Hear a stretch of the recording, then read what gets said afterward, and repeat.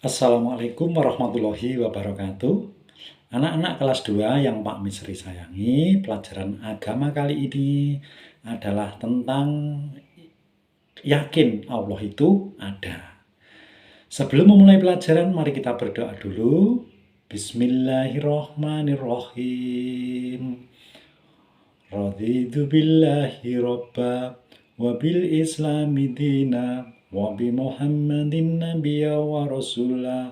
Rabbi zidni ilma nafi'a warzuqni fahma, amin ya rabbal alamin. Begitu anak-anak ya. Setidaknya setiap memulai sesuatu, belajar, atau makan, atau apa saja minimal mengucapkan Bismillahirrohmanirrohim. Begitu ya. Nah, anak-anak di Al-Hikmah halaman 26 itu materinya yaitu yakin Allah itu ada. Baiklah anak-anak, alam semesta, kalau kita berada di rumah, kita keluar rumah, melihat ke atas ada langit, bintang-bintang, kalau pagi hari ada matahari, kemudian sore lagi kelihatan matahari tenggelam, kemudian malam ada bintang, bulan, dan sebagainya. Terus kembali lagi ke siang, kita bisa melihat gunung, tumbuh-tumbuhan, laut, dan sebagainya. Itu adalah merupakan alam semesta. Nah, ini anak-anak ya, kalau kita melihat bangku, pasti ada yang menciptakan. Siapa yang menciptakan bangku? Manusia.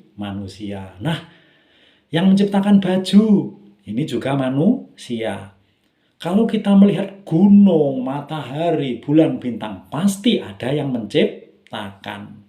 Namanya adalah Allah Subhanahu wa Ta'ala.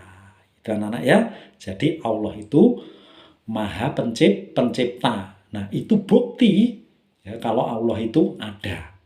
Buktinya apa? Ada ciptaannya. Ya, ada langit, bumi, tumbuhan, itu ciptaan Allah. Bukti kalau Allah itu ada. Nah, anak-anak, Allah menciptakan semua itu untuk kesejahteraan kita, untuk kesejahteraan manusia. Nah, itu. Baiklah anak-anak, untuk selanjutnya bahwa Allah itu Maha Pencipta. Anak-anak bisa melihat pada Al-Hikmah di halaman berikutnya, yaitu halaman 30.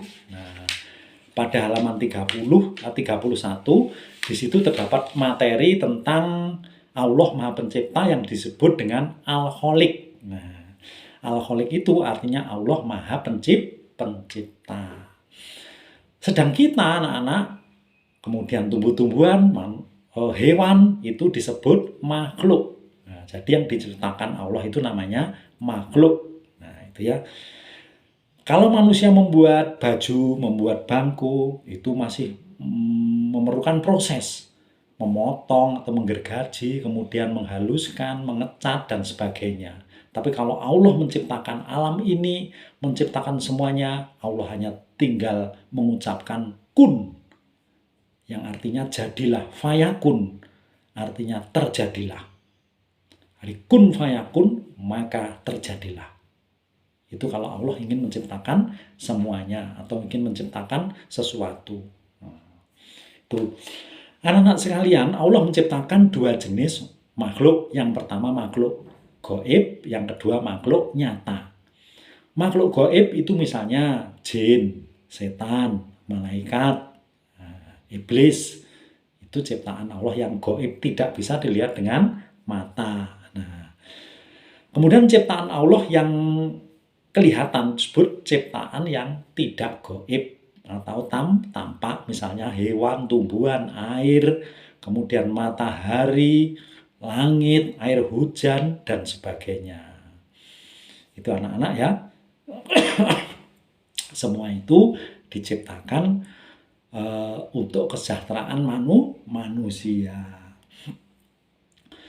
Baiklah anak-anak, untuk mensyukuri ciptaan Allah ini, pertama kita mengucapkan alhamdulillah. Kalau kita bisa makan, kita ucapkan alhamdulillah karena kita bisa makan nasi. Nasi dari beras. Beras ditanam berasal dari padi. Padi dari bibit padi. Nah, gitu. Makan buah ya begitu. Kita bersyukur, ucapkan alhamdulillah. Yang kedua, kita bersyukur pada Allah dengan menjalankan perintahnya. Perintah Allah itu apa? Yaitu menjalankan sholat 5 waktu, berpuasa pada bulan Ramadan. Nah, kalau terucap dalam rukun Islam, itu yang pertama syahadat, kemudian sholat, lalu bayar zakat, kemudian puasa di bulan Ramadan, kalau mampu yang kelima naik haji. Itu caranya mensyukuri nikmat Allah. Yang ketiga yaitu menjauhi larangan Allah. Larangan Allah itu apa saja anak-anak? Nah, tentu anak-anak pernah mendengar orang berjudi. Nah, itu nggak boleh, itu larangan Allah. Orang mabuk, nah itu juga larangan Allah. Mencuri. Nah, kalau mencuri ini anak-anak kita jangan sampai anak-anak ya. Walaupun itu milik orang tua. Kalau ada uang di dompet orang tuanya, itu harus minta izin kalau kita mau ambil. Minta izin ke orang tua, seberapapun besarnya. Minta izin orang tua. Yang terakhir, memanfaatkan ciptaan Allah Subhanahu wa taala sesuai dengan petunjuknya. Memanfaatkan itu ya menggunakan, misalnya menyembelih hewan, itu berarti kan memanfaatkan ciptaan Allah untuk dimakan. Lah kalau menyembelih harus sesuai dengan aturan, jangan sampai dengan menyiksa, dengan menggunakan alat yang tumpul. Nah, seperti itu. Demikian anak-anak penjelasan dari Pak Misri tentang Allah Maha Pencipta. Tugas selanjutnya yaitu anak-anak mengerjakan di buku Al-Hikmah halaman, coba saya lihatkan dulu, halaman 28, 29. Sama 30 anak-anak ya. 28, 29, 30 langsung di buku Al-Hikmah. Nah, itu. Terima kasih anak-anak. Wassalamualaikum warahmatullahi wabarakatuh.